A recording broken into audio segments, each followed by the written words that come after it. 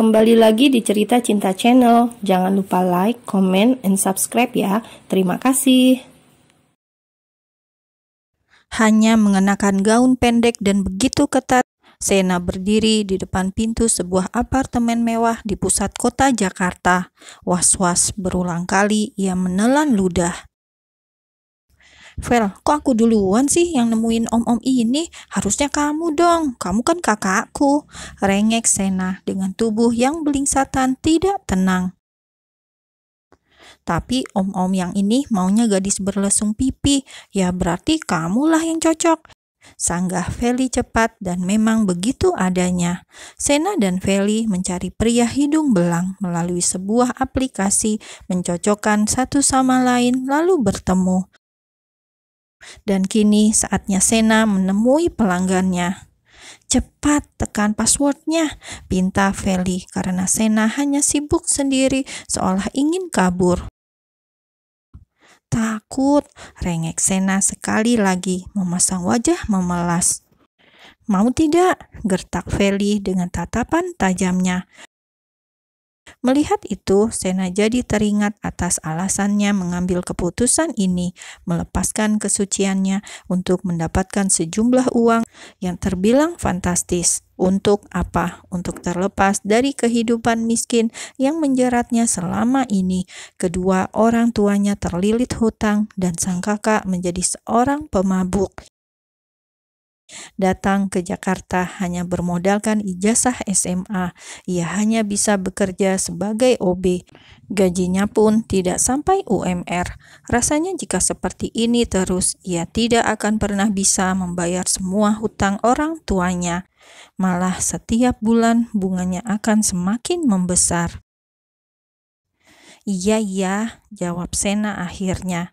Gadis belia ini menggerakkan tangan kanannya yang bergetar mendekati tombol password apartemen. Sebelumnya, sang pelanggan sudah memberikannya password itu melalui pesan singkat. Tit, tit, tit, bunyi tombol yang tertekan sebanyak 6 kali hingga akhirnya terdengar bunyi klik yang artinya pintu itu terbuka. Makin bergemuruhlah hati Sena dibuatnya. Vel, aku takut. Nggak ada takut-takut, aku tunggu kamu di lobi, terang Feli. Mencoba menguatkan, padahal aslinya pun ia sama takutnya. Tak bisa membayangkan jika kini ia berada di posisi Sena. Mungkin Feli akan benar-benar kabur karena sekali masuk ia tidak akan bisa keluar lagi. Pelan Feli mendorong Sena untuk masuk. Sena yang gamang hanya bisa menurut. Ia bahkan tidak sadar saat Feli kembali menutup pintu itu dengan pelan. Kini tinggallah ia seorang diri, berdiri tegak menelisik tiap sudut ruangan itu. Ruangan yang begitu mewah hingga ia terbelalak. Jiwa miskinnya meronta-ronta. Amazing, ucapnya dengan bahasa Inggris yang tidak fasih.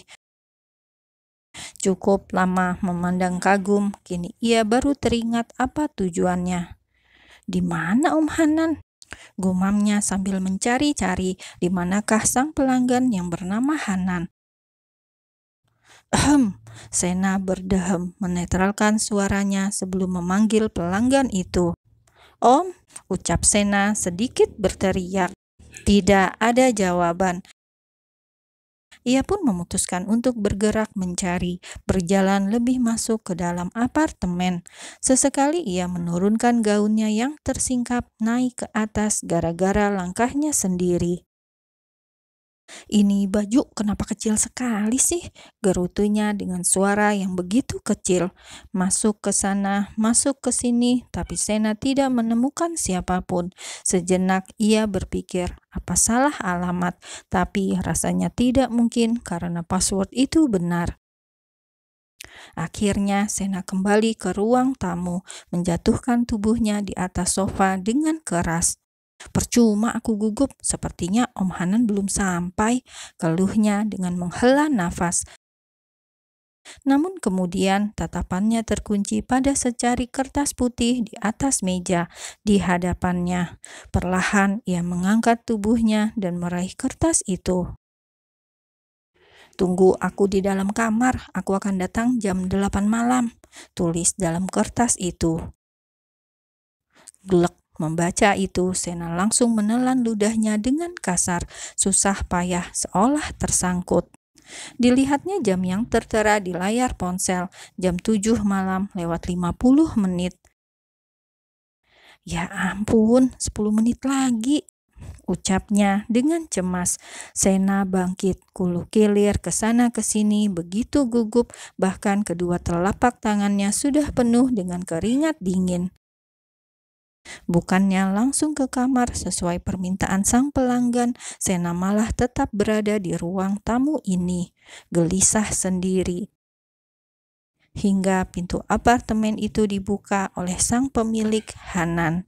Seketika itu juga Sena terdiam, menatap takut pada pria yang berdiri di ambang pintu. Sejenak tatapan keduanya terkunci, namun terputus saat Hanan menutup pintu dan berjalan menghampiri. Wajah tegasnya mampu membuat Sena terintimidasi. Gadis ini menunduk, merasa takut. "Kamu tidak baca pesanku?" tanya Hanan dengan suara beratnya, suara yang begitu lembut dan ramah di telinga Sena, berbeda sekali dengan wajahnya yang menyeramkan. Dengan cepat Sena menggeleng. "Tidak, aku tidak tahu kalau Om memintaku untuk menunggu di kamar," jawabnya cepat. Lalu dengan cepat pula ia menepuk bibirnya sendiri. "Bodoh," batin Sena. Sementara Hanan hanya mengulum senyum. "Sepertinya yang ini akan lebih seru," batin Hanan, pria yang baru saja memasuki usia 38 tahun, beristri 1, anak masih dalam kandungan. "Duduklah," pinta Hanan, dan dengan canggung Sena ikut duduk di sana, duduk dengan jarak aman, saling berhadapan dengan meja sebagai penghalang. Sejenak Hanan memperhatikan Sena dari atas sampai bawah. Gaun ketat berwarna hitam menempel pas di tubuh mungil gadis itu, sementara rambut panjangnya dibiarkan tergerai asal. Kulitnya yang putih bersih sedikit mencuri perhatiannya. "Tidak belang antara wajah, leher, dan tubuh," batin Hanan menilai. "Lengkap dengan lesung pipi, manis sekali, sesuai dengan keinginannya. Pergilah ke kamar, saat aku sampai di sana, aku tidak ingin melihat ada penutup di tubuhmu," ucap Hanan memerintah, dan Sena tak bisa berkutik. Ia mengangguk dengan lemah. 100 juta nilai yang sudah mereka sepakati. Jika Sena berbohong tentang kesuciannya, maka harga itu akan turun jadi 50 juta. Dan jika Sena bisa memuaskannya, maka ia akan mendapat nilai tambah jadi 200 juta. Kesepakatan yang menguntungkan kedua belah pihak. Dengan perasaan yang campur aduk, Sena bangkit dari duduknya, menuju kamar tempatnya mengadu nasib. "Aku harus mendapatkan uang 200 juta itu," pikirnya mencoba yakin. Dengan langkahnya yang bergetar, ia masuk ke dalam kamar, menanggalkan semua pakaiannya dan duduk di sisi ranjang. "Dingin," gumamnya pelan, karena ruangan itu dilengkapi dengan pendingin ruangan. Kulit polos itu diterpa dinginnya AC. Ia lalu memeluk sendiri tubuhnya yang polos, hingga pintu kamar itu dibuka oleh Hanan. Tanpa merasa canggung, Hanan menghampiri, duduk di sofa yang berada di samping ranjang, memperhatikan Sena yang sudah polos seperti bayi baru lahir. "Berdiri dan turunkan tanganmu," titah Hanan. Dengan mengubur semua rasa malunya, Sena menurut. "Aku hanya memeriksa apa tubuhmu benar-benar bersih," hardik Hanan dengan menyeringai. Dan Sena hanya mampu menggigit bibir bawahnya kuat, bahkan hanya dengan tatapan itu mampu membuat tubuhnya merasa panas dingin. "Lakukan sebaik mungkin dan aku akan membayarmu dengan bayaran yang setimpal." Mendengar itu, Sena seperti menemukan titik balik atas semua yang terjadi. Tidak ada yang gratis di dunia ini. Lakukan, Sena, lakukan. Hanya sekali ini saja, hanya sekali ini saja, batin Sena. Lalu bergerak mengambil alih kendali. Kamu terlalu lamban dan sangat amatir, ucap Hanan setelah menindih tubuh gadis ini. Sena menggeleng pelan. Dalam hatinya ia berteriak tidak. Namun ia tak bisa lari lagi, apalagi saat Hanan sudah menyerangnya tanpa ampun, dan setetes air mata Sena mengalir jatuh di atas ranjang.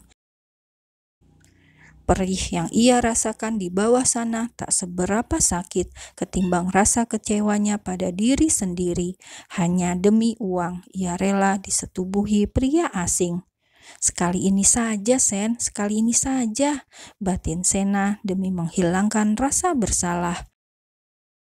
Malam itu, keduanya terus beradu, bahkan Sena menurut saat Hanan memintanya untuk mengambil alih kendali. Hanan tak pernah merasa puas seperti orang kehausan. Ia terus meneguk Sena untuk menghilangkan dahaganya. Jadilah simpananku, Sen, aku akan memberikan semua yang kamu minta, tawar Hanan ketika mereka telah selesai melakukan penyatuan. Hanan sudah duduk di sisi ranjang, sementara Sena masih tertidur di atas ranjang, menutupi seluruh tubuhnya menggunakan selimut tebal. Pelan Sena menggeleng. Tidak, Om, terima kasih, tolaknya dengan sisa-sisa kesadaran. Pikirkan dulu tawaranku, baru menjawab, aku akan memberikanmu waktu. Tidak, Om, terima kasih, tolak Sena lagi dengan merintih. 1 bulan, pikirkanlah dalam waktu 1 bulan. Karena setelah lewat waktu itu, aku sudah tidak kuat menahan hasratku. Hanan masih belum menyerah karena baginya tubuh Sena begitu candu, alami yang belum pernah ia dapatkan. Tidak, Om, terima kasih, tolak Sena lagi dan Hanan malah terkekeh. Kamu keras kepala ya, apa aku harus memuaskanmu agar kamu tertarik? Ucap Hanan menggoda, berbisik tepat di telinga. Sena tak menjawab, ia sudah di ambang batas, kesadarannya nyaris melayang. Dan seperti kata-katanya, Hanan lalu memuaskan Sena dengan permainannya. Ampun, Om. Aku puas, lirih Hanan. Beberapa keringatnya jatuh mengenai dada polos Sena yang sedang naik turun. Sedangkan Sena sudah tak mampu menjawab.